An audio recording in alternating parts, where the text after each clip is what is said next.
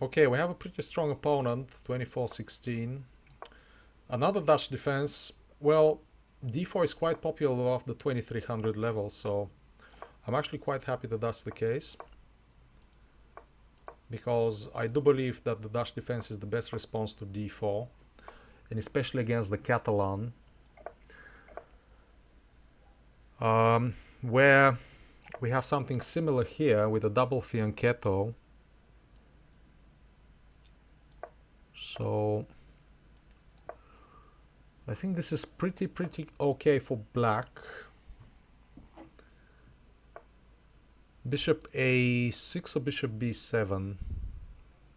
Let's go with bishop b7 or bishop a6, because he will be probably afraid to not move the rook now, which gives me the tempo to go to c8. So my position is more than decent here. Threatening to expand with something like c5. Can he push b4 in that case? I don't think that's going to be good for him. And can I not just take? How risky is c5 here? That's the question. Not very, I guess, because his queen is gonna be on the semi-open c-file, so if anyone's in danger here, that's him. If he takes on c5 and I don't take with the pawn, he does have knight to d4, but in that case maybe I have bishop to e5, threatening to exchange this this dangerous bishop on b2. It is dangerous only if the dark square diagonal is open, so I think I am still okay here, more than okay as a matter of fact.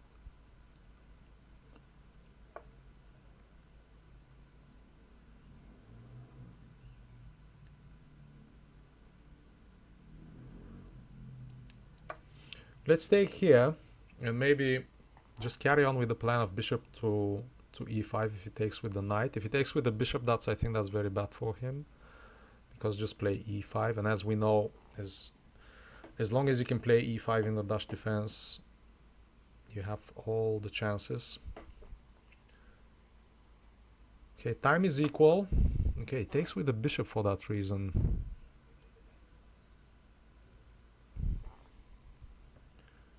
That's very interesting.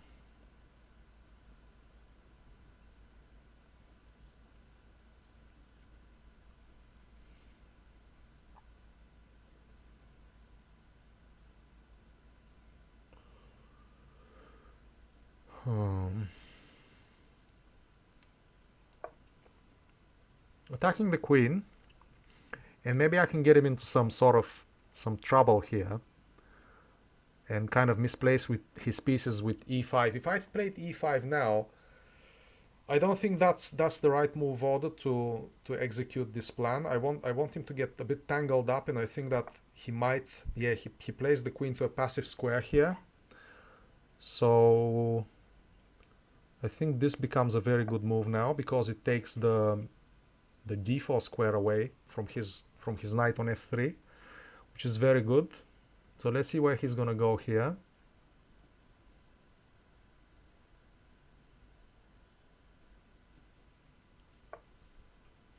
That's a normal move, but what about this? What about this?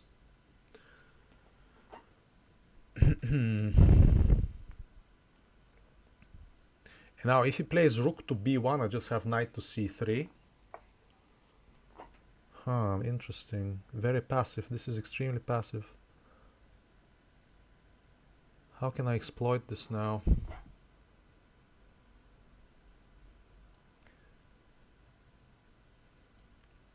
Maybe knight c3, queen d3, rook to d8 is, I think, very strong. I need to watch out. It's a double-edged position, but I need to play for a win here, so I'm not afraid of taking slight risks here. This knight is very well protected, so I'm not really afraid that he can capture this knight and then get an attack on this one somehow. Plus I can just capture with this knight back, so I'm pretty safe here, I think. Okay, I'm pushing him further, which is good. How do we exploit this now? I can simply, because he's so behind in terms of development. We can say he's gone back in terms of development. I can actually amplify the advantage by putting my pieces on forward square. So the idea is if he captures with the knight, I can probably just play this here. Bishop to g5. If he takes, I take, and then I just have very strong central pieces.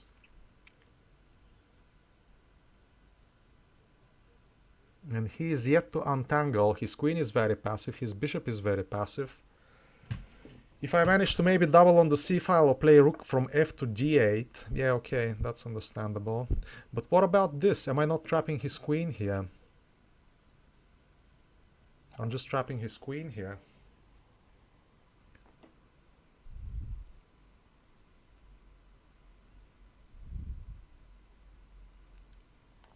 Yeah.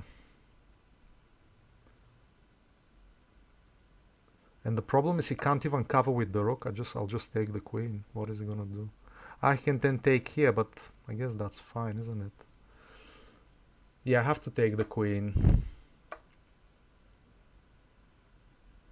So how do we make sure we don't give any more ground here? Yeah, this bishop needs to stay under attack. It needs to stay under attack. Perhaps rook to c2, rook to c8 is a good move now, because he doesn't have any means of attacking this. Oh, wait a minute, he actually has knight to... He did actually have knight to d4 here, very scary. Okay, I'm still way better here. +2 on material, ahead on time. So this is kind of looking okay. Now he doesn't have the... Now he doesn't have the d4 square. So if he plays knight to e5, that's probably a good square for the knight, but I think my material advantage is pretty strong here. Now I can even pin his rook here, can I not? I can actually pin his rook here. He can play rook to e1.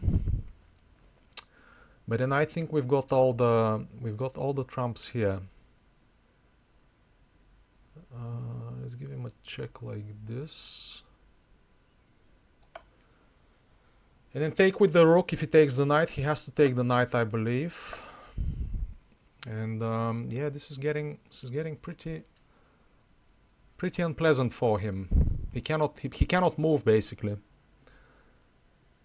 Okay, let's start grabbing stuff here. I'm just gonna take, yeah? I'm just gonna take at some point. We have to. 47 seconds. This is a strong opponent, so we need to be very careful here. I'm threatening to take the bishop. Yeah, he didn't see it. That's what happens normally when you're under so much pressure. It is quite understandable that you miss tactics like this.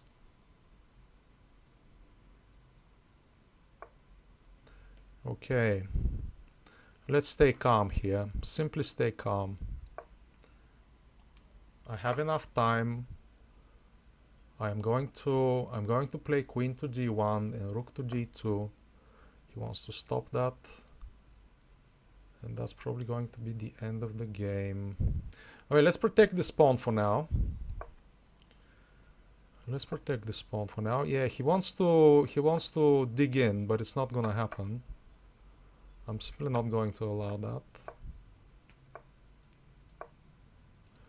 And now rook to c3, and he cannot take the queen. And this is game over.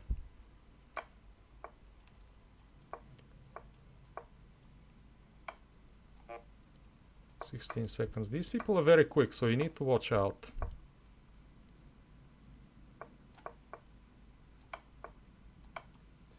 Okay, Okay, let's advance with the king.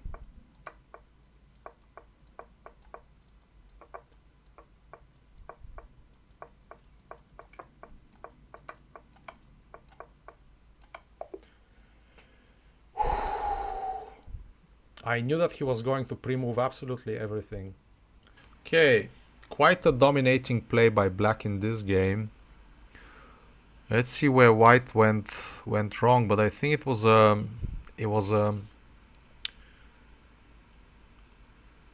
multiple mistakes leading to a loss here. It wasn't just one.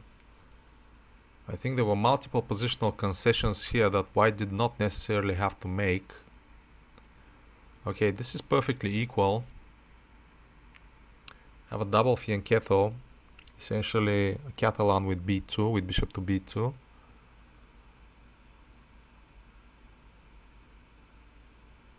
Okay, bishop to a6 is a decent move.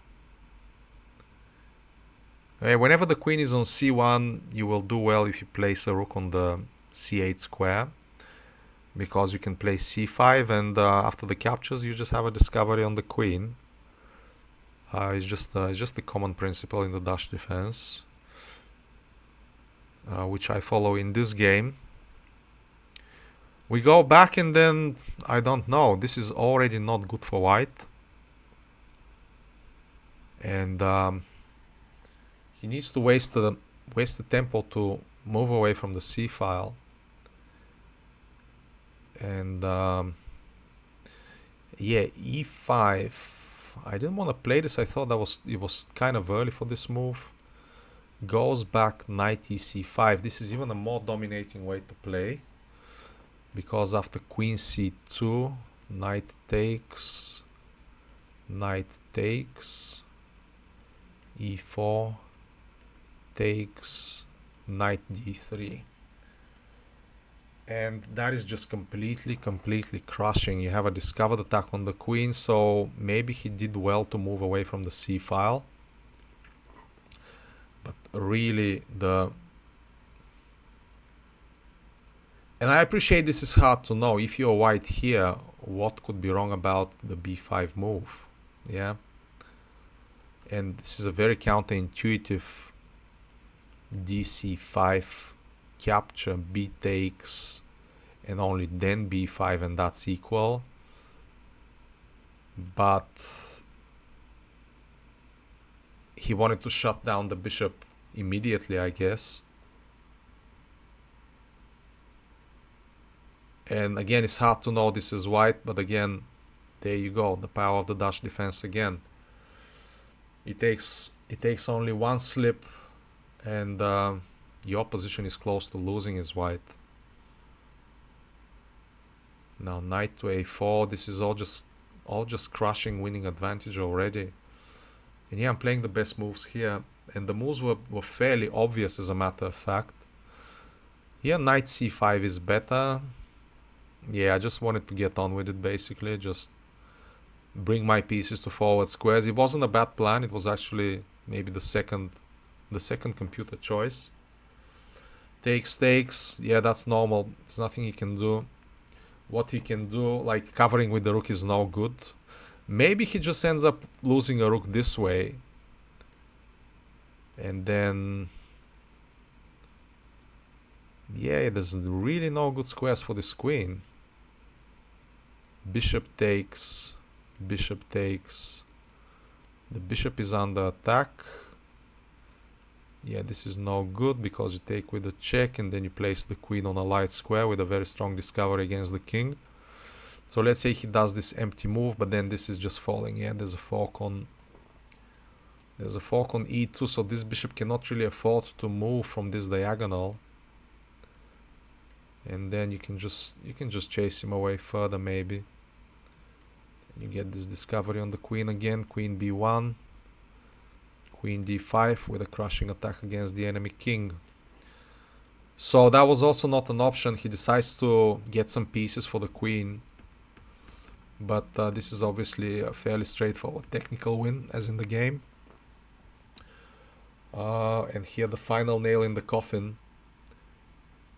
was rook takes d4, which again, as I said during the game, it's quite natural to miss things like this. You're demoralized, you're thinking about what went wrong, and you just keep missing and missing stuff, and that's how the game ends. Very good game, demonstrating the true power of the Dutch defense. If this is not an opening you are already playing, I highly suggest you take it up, because it is, as I've said many times before, simply the best response to d4. Thanks for watching, and I'll see you in the next one.